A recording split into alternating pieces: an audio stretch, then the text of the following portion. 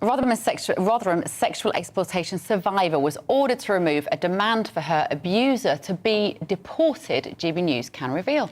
When we gave a moving statement in Sheffield Crown Court last week, over 20 years after she was groomed and abused from the age of 11 by the Pakistani heritage men.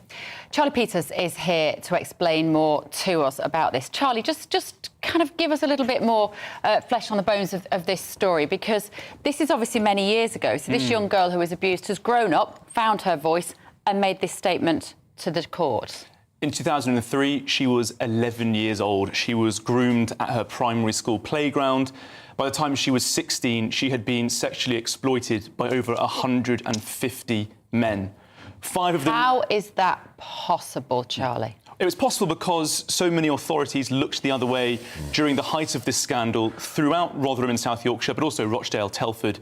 In analysis we've done at the channel, passed around like over 50 towns across the country. She said in her victim impact statement she was passed around like fresh meat. Those are the words she used in court. Now, in this case, this is a sub-operation, an investigation from Operation Stovewood. The National Crime Agency launched that operation in 2014 because South Yorkshire Police had not done their job from 1997 to 2014 at the height of this abuse scandal. Stovewood has identified some 1,150 victims. This one survivor that we saw in court on Thursday is just one of them. But she gave what is undoubtedly one of the most emotionally charged and powerful things I've ever seen, which was she addressed her defendants in court directly, telling them that they had lost. She said, "You took my childhood, you took my freedom, but I am your karma," as they were sentenced to 106 years in total.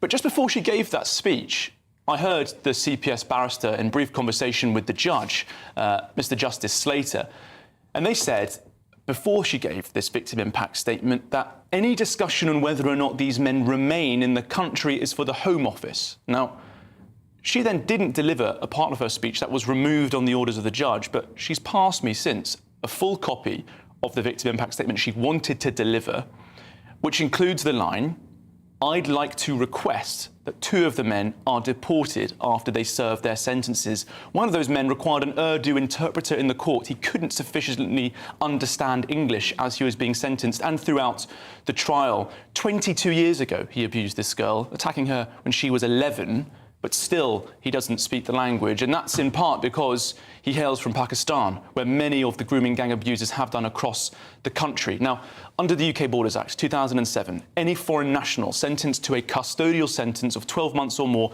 must be deported. That's the law. It rarely happens, in fact, because of the ECHR ruling and the government's commitment to refugee conventions. But here's more. In the 2022 Nationality and Borders Act, this government now has the power to punish nations that refuse to accept nationals being deported back. We can punish them by applying visa penalties. Right. My sources tell me that the Foreign Office has consistently blocked any application of that power. Now, there are about 40 people who've been prosecuted successfully in the Rotherham abuse scandal. Of 1,150 victims, over 1,500 victims originally identified by 2 previous government reports. Just 40. None of them have been deported. Many of them have dual nationality or are sole Pakistani nationals. There are also other backgrounds involved, some British nationals as well. In Rochdale, 2 men, Kari Ralph and Adil Khan, they were sentenced in 2014. They were ordered to be deported, had their nationality stripped. They're both still in the country.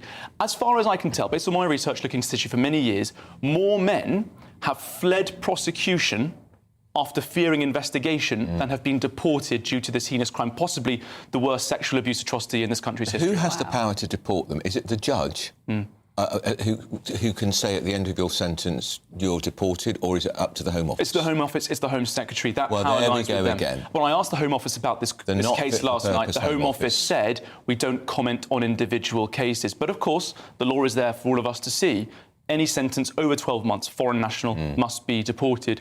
We'll follow this story, of course, and I'll continue to ask the Home Office if they have any plans on these ongoing legal proceedings with those 2 offenders that the victim wanted to raise in court, but she was denied the opportunity to do that. She was denied the opportunity to say what she wanted to say to those defendants. Having said that, it was still an extraordinary and powerful delivery. Why the judge wouldn't allow her to say that? So I think there are some judicial rules on what's considered acceptable within a victim impact statement, but I do think many of our viewers and listeners will be hearing this story and thinking, this girl has endured the most horrific and appalling abuse for decades. She was denied justice by authorities who did not want to act due to sexist attitudes towards the girls and fears of being called racist.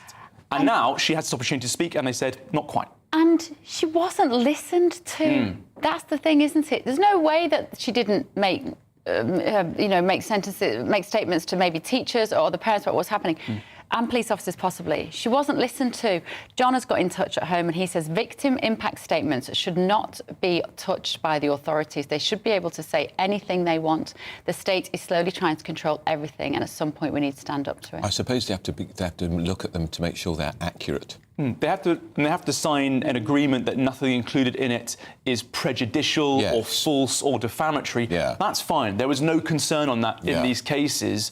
That line was crossed out, and the discussion I heard between the judge and the barrister, and I should stress, no other reporters are in the court to hear this, the sole reporter there covering that sentencing, they did say that's a matter for the Home Office. It's not for us to comment on. She wanted to say it, she couldn't. Is she still in the Rotherham area? I'm not allowed to give that information. I was going to say, because I'm just hypothesising, if she was, it would be very nice if they were deported, because then she'd never have to have the misfortune of running into them again. You know, Andrew, I've met so many survivors related to this scandal across the country, and they all too often they say that they are re-offended again when they get short sentences, their abusers, and they see them again in the supermarket, in the street, in their local area. And I should also add, in that sentencing, in the public gallery, packed by the families of those 7 defendants, one of the abusers, as he was led out of court with a 25-year sentence, a daughter shouted, "I love you, Dad," and there were sighs of exasperation as the heavy sentences were handed down.